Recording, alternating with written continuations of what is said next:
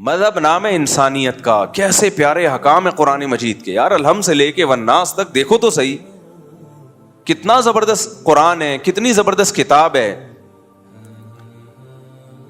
کیا کیا چیزوں سے ہمیں روکتا ہے قرآن, کیا کیا چیزوں کو ہمیں کرنے کا حکم دیتا ہے. اس میں کہیں بھی جلوس نہیں ہے, کہیں بھی یہ نہیں ہے کہ آپ نبی کے نام پہ آپ یہ دن مناؤ. ہمیں 2 دن منانے ان کا بھی بتا دیا. کون سے 2 دن منانے ہم نے بھائی؟ عید الفطر ہے, عید الاضحیٰ ہے. لوگ کہتے ہیں 14 اگست کیوں مناتے ہو؟ مذہب کا لیبل لگائے بغیر مناتے ہیں بھائی اس کو, سمجھ رہے ہیں نا, اس پہ مذہب کا لیبل نہیں لگاتے. جبکہ ربیع الاول کی عید, اس پہ مذہب کا لیبل لگا ہوا ہے. مجھے ایک بات بتاؤ, کسی کی پرمیشن کے بغیر اس کا لیبل کہیں اور لگا سکتے ہو آپ؟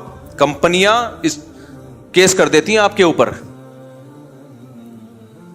آپ پانی کی بوتل بیچ رہے ہو اور بہت اعلیٰ پانی ہے, نیسلے سے بھی اچھا پانی ہے, لیکن آپ نے اس پہ نیسلے کا اسٹیکر لگا دیا. نیسلے والے بولیں گے بھائی ہمارا اسٹیکر ہٹاؤ. آپ کہیں گے ہمارا پانی کی کوالٹی آپ کے پانی سے بھی بہترین ہے. نیسلے والے بولیں گے بھائی آپ زمزم بھی بیچ رہے ہو, ہمارا اسٹیکر لگانے کی اجازت نہیں ہے. تو آپ کچھ بھی کریں, مذہب کا لیبل نہ لگائیں اس کے اوپر, مذہب کا لیبل نہ لگائیں. مذہب الحمد سے لے کے والناس تک اللہ نے قرآن میں بیان کیا اور بتا دیا کیا کام کرنا ہے, کیا کام نہیں کرنا ہے. جو کرنے کے کام ہے وہ بھی بتا دیا, جو نہیں کرنے کے کام ہے وہ بہت آسان ہے. اور جائز انٹرٹینمنٹ بھی بتا دی ہے, جو حلال تفریح ہے وہ بھی بتا دی اللہ تعالیٰ نے. تو اس پہ اکتفا کیوں نہیں کرتے بھائی؟ ما لکم لا ترجون للہ وقارا وقد خلقکم اطوارا. پیغمبر اپنی قوم کو کہا کرتے تھے تم اللہ کی تعظیم کیوں نہیں پہچانتے؟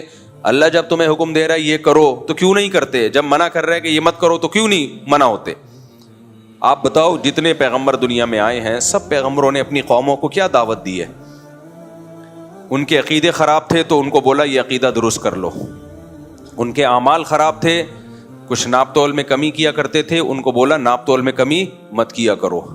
کچھ کیا کر جھوٹ بولتے تھے, ان کو جھوٹ سے روکا. کچھ امانتوں میں خیانت کرتے تھے, ان کو امانتوں میں خیانت سے روکا. کچھ لڑکوں سے بدفعلی کرتے تھے, ان کو بدفعلی سے روکا. زنا سے روکا,